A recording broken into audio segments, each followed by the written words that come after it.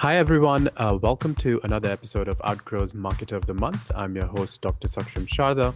I'm the creative director at Outgrow.co.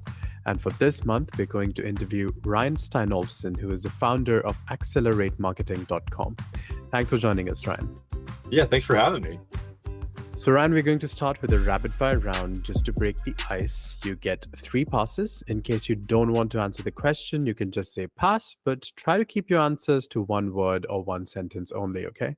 Okay. All right, so the first one is, at what age do you want to retire? Never. How long does it take you to get ready in the mornings? Immediately. Most embarrassing moment of your life?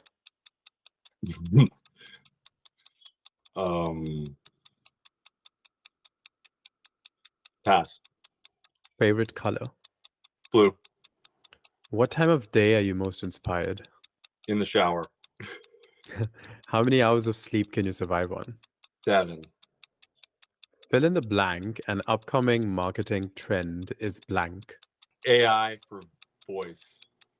Conversational AI. The city in which the best kiss of your life happened. Jupiter, Florida. Pick one, Mark Zuckerberg or Elon Musk. Elon all day.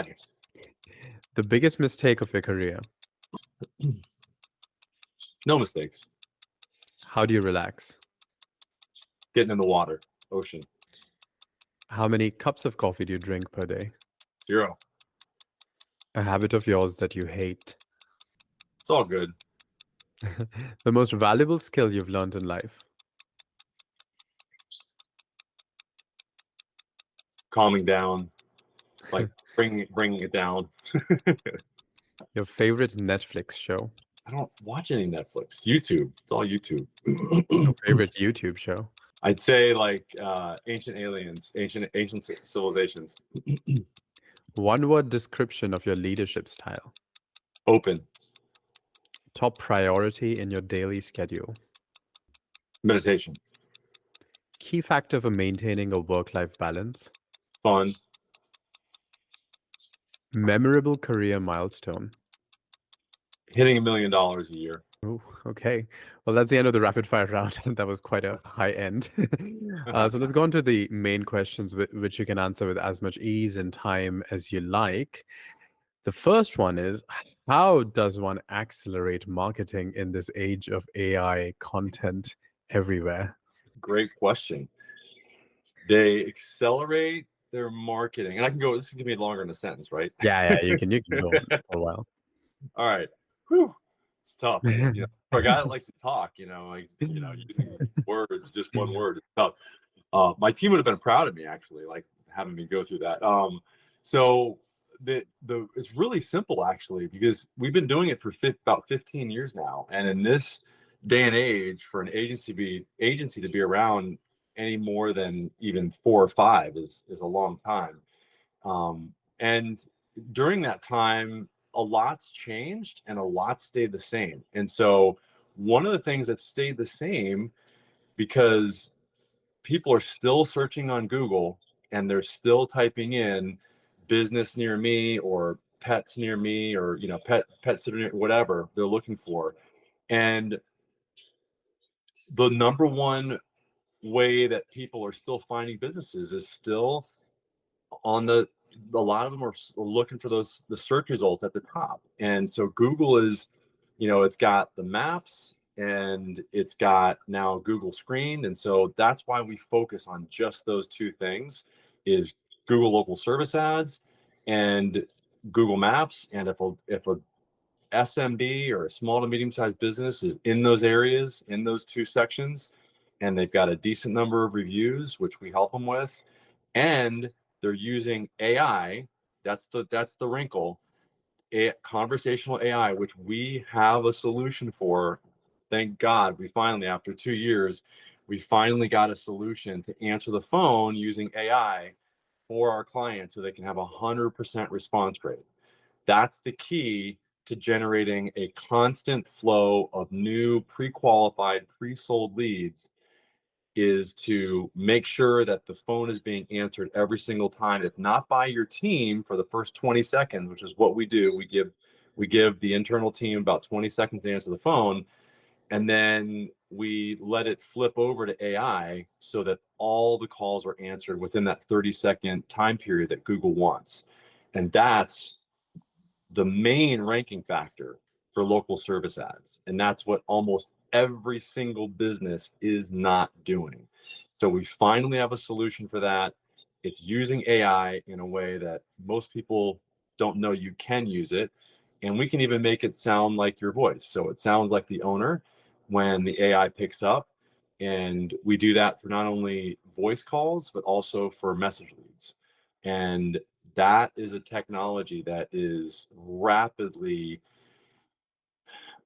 growing, and new agencies are actually being created right now just to master or to help businesses utilize conversational AI for their businesses and integrate their CRM, for example, into the AI so that the AI can process the conversation by looking at and referencing the CRM and seeing if it's an existing customer or not, and then taking that information and having a contextual based conversation based on the products or services that they've already purchased or using, or any past conversations that they've had. So it's got complete recollection of who those existing clients are. And it can even do things like qualify somebody that's not an existing client by looking at other databases. So anything that can be connected through Zapier can be accessible to the AI. So think about that. I mean, that all can be going on in the background while a full conversation is going on, which is much different than, I don't know if you're different than me, but most guys, they say girls can multitask, females can, but guys, we're not really made to multitask. We're made to really focus on doing one thing and do it really well. Well, the AI can do hundreds or thousands of things at the same time. It can qualify somebody while having a conversation with as many people at one time as you want it to have. So there's no limit to the number of people that AI can handle at any given time. Therefore, all the phones will be answered, and they can go and they can qualify them. They can do all kinds of amazing things while that conversation is happening, not only for voice, but also for message leads, which is great. Which is a big challenge because a lot of people that use local service ads, the two options to contact that business is either through voice or through message. And most people don't even turn the message leads on because they don't know how to respond. They don't know how a easy way to have message leads fit into their intake processes. So therefore they don't even use it. And those leads are half the price. And they typically convert at least probably about a 10 to 15% higher rate than voice leads as well. And they're easier to handle once you get them. Anyway, so that's what I would do. I mean, we have kind of an ascension ladder for our clients, and the place that we start them with is actually setting up call tracking so that we can track all the phone calls first. Because if you're not tracking calls, what are you doing? I mean, we won't even take on a client now unless the client that we're going to work with will actually either has call tracking or is willing to get call tracking, because I want that client or the clients that we work with to know beyond the shadow of a doubt exactly what kind of value that we're bringing in terms of, and not only that, so that we can hold ourselves accountable. Because a lot of times what I've heard in the past is clients saying, well, we haven't gotten really that many leads. Well, if we can listen to the calls and we can determine if they're actually good leads and what the return on ad spend is, then it's hard to argue with a ROAS number, like a return on ad spend.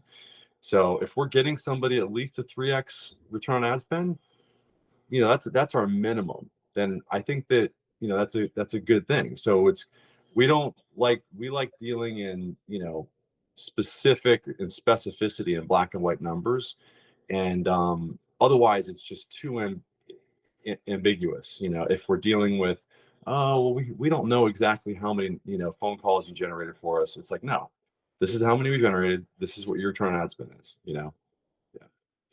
So what does your typical client look like?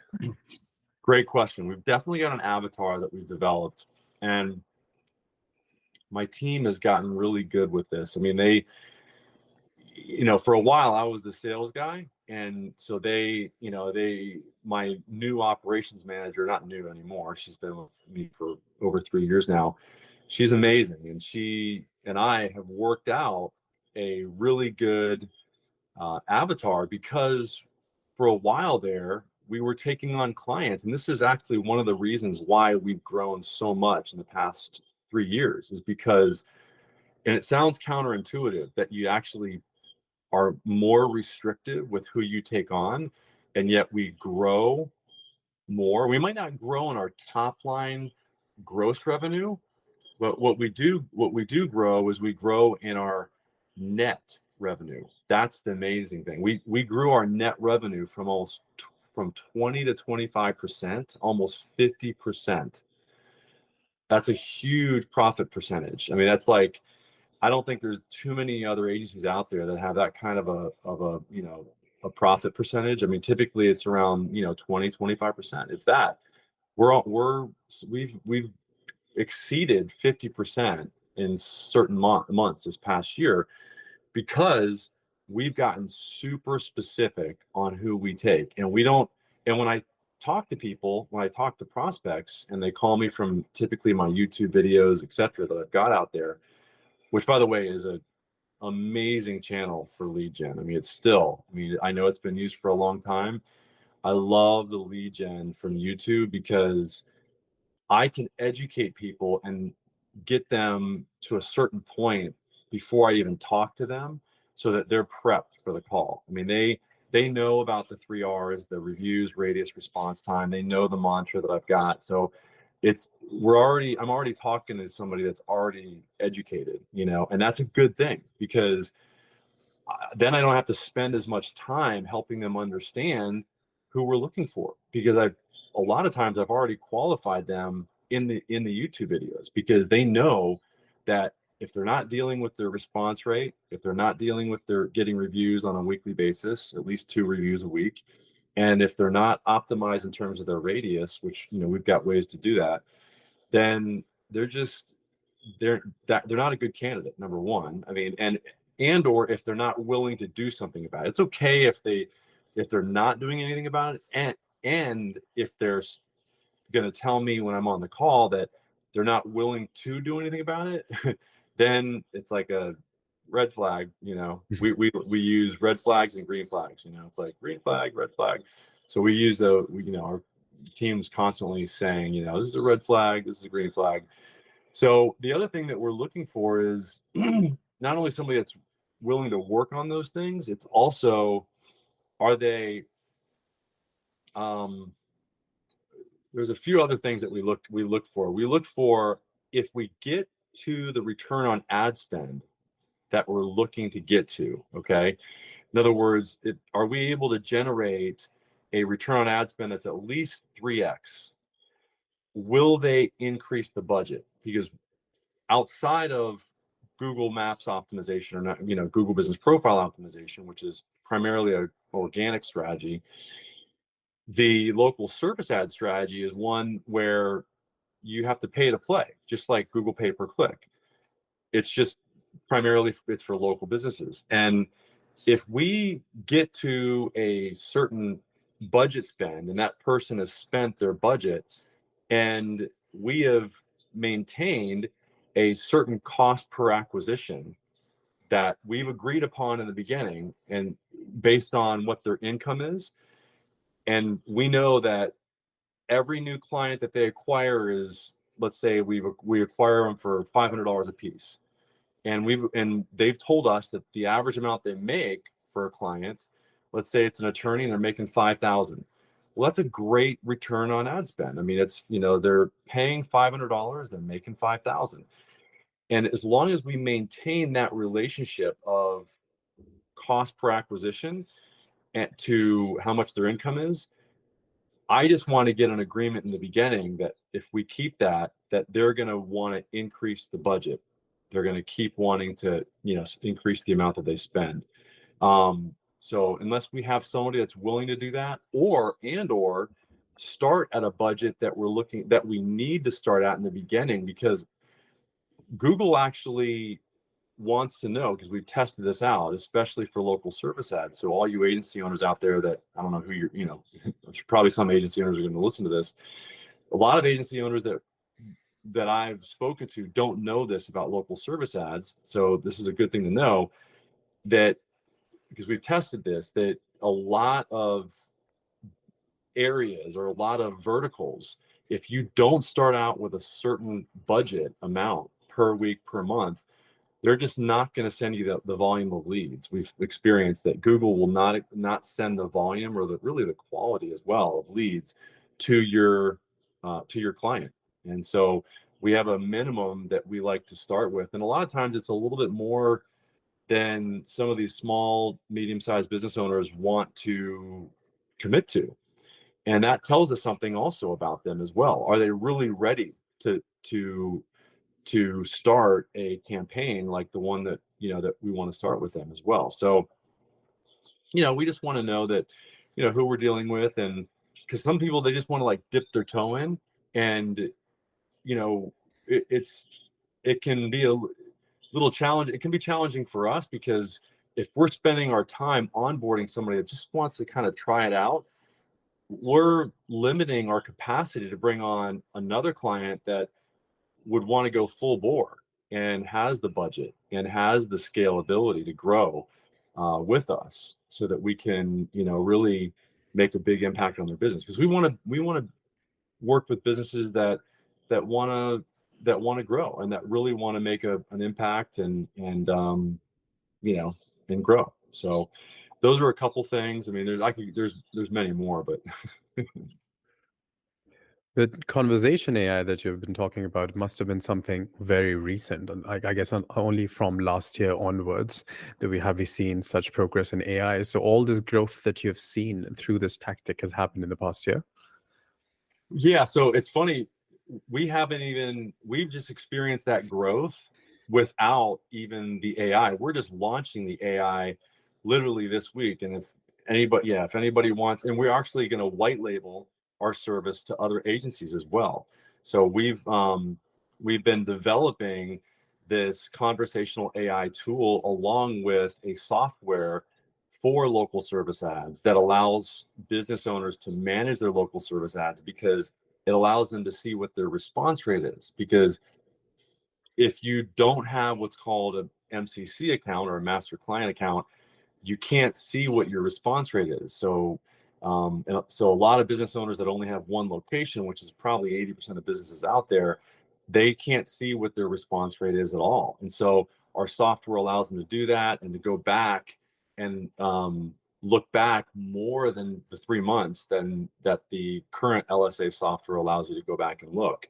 So you can see the trends, and you can see the correlations with lead volume and response rate. So as lead volume goes up, response rate goes up, and same with reviews. So we graph that over time, so that we can show our clients and really help them to commit to wanting to improve the reviews and the response rate, because they can see the data, they can see the correlations. Because Google doesn't, Google's not known for their customer service or their graphs, or they're pretty close to the chest with their business intelligence and their data. So we're just representing it in a way that makes it easy for people to really understand the connection between the 3 R's that I talk a lot about in my YouTube videos. So is there any CRM system you use to supplement everything that's happening? Well, like a lot of agencies, we bought into GoHighLevel in the beginning, for ourselves, and for a lot of our clients use it as well. And we can connect through the API to the AI, which is amazing, because that allows us to pull in that data that I was talking to you about. And I like GoHighLevel. It's like a Swiss Army knife. It's got a lot of different a lot of different tools. Not all of them are the best at what they do. Like for the call tracking, for example, it doesn't do all the things that at least not yet that we need call tracking to do, like simultaneous calling of as many numbers as we want at the same time. I don't, if they've fixed that, somebody let me know, because I would love to be able to use GoHighLevel and keep everything in one place. So when, you know, we use CallRail, and we're partners with them, but yeah, yeah. Yeah, I think I forgot Any what CRM tools you use to supplement oh, all the disappointments of Google that you'd mentioned yeah, earlier? yeah. I mean, you know, the other verticals that we work in or that we work with, they all have their own specialized, you know, CRMs that they use. The service-based businesses, a lot of them use, like, you know, Service Titans and stuff, and you know, the law verticals have their own, you know, very specific ones. But yeah, it's, if, and there's very few clients at this day and age that we work with that don't have one, which is great. So what does your typical day look like? Walk us through your typical day at work. Typical day at work is, every day is very unique. I can tell you that now it's much different, because we do, I do have people that are selling for us. So I used to, and I enjoy selling. I've been, before I did this, I was in biotech sales. And so I used, you know, I've always been in the sales arena. So it is nice as the owner and of the company to just, you know, see higher level things and work on higher level things, and not just um, selling. Although I do get involved in sales still, which I enjoy a lot. A lot of my day is spent communicating with the programmer after I get up and I do um, my practice yoga. I actually have a lot of I just went to one of Sadhguru's events, and we learned Surya Shakti and some of these other practices that we do on a daily basis in Kriyas. I just got done doing those actually before our meeting, and part of that is meditation twice a day, which is great. But so it's, you know, it's just interspersed with, it's whenever because a lot of these practices have to be done on, or should be suggested to be done on, like 4 hours of non-eating.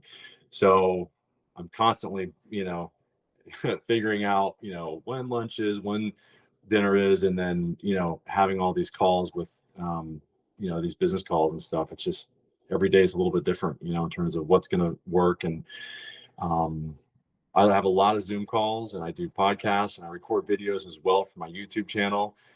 Thank God I've got the studio here at the house, and yeah, so it makes it easy, and I've got all the lights and everything. It looks crazy in here because we've got lights all over the place to, you know, so I can have meetings wherever I want to. Um, but yeah, so no typical day really. Hmm. And do you find yourself overwhelmed by the speed of 21st century marketing, or the meditative things that you have around you? Are they a safeguard for this? So what is happening with accelerating marketing in today's age? Yeah, it's just, it is going, it really is going faster and faster, you know? I mean, things are it, and that's why I purposefully take time during the day to do these practices, because otherwise it just, the pace can be so frenetic. And what I found is the paradox is I can do things much more intentionally and actually get things done more effectively, instead of, you know, the grind that everybody talks about. It's like making deeper connections and finding out, not only with our clients, also with our team, with my team, to make sure that I'm present. Because if I get so wrapped up into what my team used to call go mode,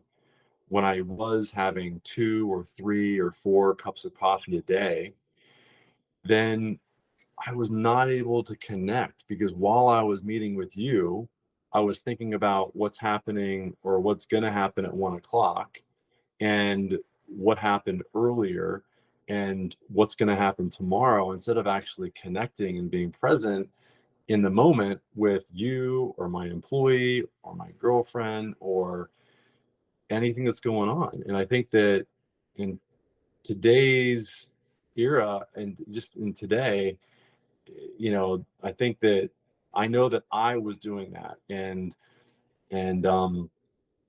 so I'm constantly doing the best I can to do breath work, to do meditation, to slow down, to in order to just to catch my breath, and to check in, really, to make sure that I'm ready for the next meeting, and that my breath is modulated, so I'm not, just going, and I'm able to get done, and what I need to do for the day, you know. So turning back to your clients for a bit, since you work with a lot of local businesses, is it not sometimes the case that there's a conflict of interest and there's two businesses in the same area? Yeah. Yeah, a lot. That used to happen a lot. Second, I mean, so, and you know this, and most other agency owners back in the day, especially when we were doing, SEO, it's is that it was it was so funny, because you'd get these exclusivity clauses that would be signed, and especially in these very highly coveted verticals like attorney work or plastic surgeons, that where the amount of income that they get for each one of these new leads or these new clients that they get is that there's big there's high, it has very high stakes. And so the rankings.io, those agencies, and all the big agencies would have a rider on top of their agreement that says, okay, you have exclusivity in this specific area for search engine optimization. And I understand that, because there's only one position that you can get in, or be in there's only one company that can be in the first position, you know with and that's the thing I like about local service ads, is that a lot of what we do is dependent on our client's ability to do what we're working with them on. So it's not so much all of what we do as an agency to optimize the client. It's the 3 R's. It's reviews, radius, response time. And that's actually one of the reasons why I came up with the solution of the artificial intelligence or conversational AI answering the phone, is because it was driving me nuts that I couldn't help the client control something that was out of their control, because almost every client either wasn't aware of what was even happening with their intake team. They didn't even know that almost every single time, to a person that I asked, what do you think your response rate is? What percentage of calls do you think your team answers? And literally 95% of the time they would say, oh yeah, we answer 100% of our calls, every one of them. And I mean, I would have 3 calls a day, same thing. And that's why I got so singularly focused on solving this one problem, because these business owners, it was a tail wagging the dog. I mean, they didn't know what they didn't know. And they were wearing so many hats that they were unaware of what was happening at their most fundamental level. Right when the person, that's like when business starts. That's like at the very beginning. It's like you have 20 seconds to make an impression. you know, this is the reason why Google has the expectation of all calls being answered in 30 seconds, because that's like at the time that it starts. And at that fundamental time, because all these other hats are being worn, they don't know what's even happening there. And so we needed to provide a solution. We have, and outside of that, everything else, or a lot of the other things that we work on with our clients on, are things that we're helping them do. We're automating some of the review gathering, and the biggest opportunity for us is to do what we call, which is a review culture training, where we shift their culture into one where they all become one of review gatherers. And they get more reviews, they get better reviews that way, they get, more meaningful reviews that way. And Google can see when it's being done the right way. They see all the funky stuff that goes on with review gathering. Google knows what's going on. I mean, their AI is one of the smartest AIs out there. So they can they know who's breaking the rules and who's not. And so my point is that, we don't have a rider or any additional agreement that says, hey, you're going to pay $5,000 to just be the exclusive guy in this area, because a lot of what we do is dependent on us working with their team to get what we need done for them to rank in the 3-pack for local service ads. Now, Google Business Profile Optimization, I would argue yes. I mean, because that is a ranking process that somebody could theoretically want to pay to have you work with them exclusively in one area versus another area. Although we haven't come across that in a long time, and I haven't really been asked that often, to have that done. But it is something that, is still being done out there from what I understand. All right, so the last question for you is of a personal kind. What would you be doing in your life if not this? Good question. The other thing that I do and that I'm really becoming passionate about is growing our own food. So we just purchased a property up in Palm City, Florida, and 5 acres, and we are going to plant all our own food forest and grow our own food, not just fruits and vegetables, but like it's a multi-layered forest, so that it's much more productive than just a single crop on land, and much better for the environment because the environment's so much healthier, not only for the local plants and fruit, and animals and things, but it's also good for the air, because it sequesters so much more of the harmful pollutants in the air, because of the fact that it's such a dense environment with plant life. So I'm looking forward to that. And in terms of the business, I don't really look. I enjoy what we're doing because it's cutting edge, because it's leveraging technology to solve a specific problem that almost every business has, specifically with the AI, conversational AI. But really fundamentally, what I enjoy about business is I think it was I forget who said it. It was one of the Shark Tank guys that said, business is like playing a sport. It's because you're on a team, and it's like a team sport. I think it was the guy that owns the basketball team, the tall dude, the dark hair. I forget his name. Anyway, it is. It is like a sport, and the more, because the team can be made more efficient through training, the team can be made stronger through through bonding exercises, things that would bring any other sports team together very similarly.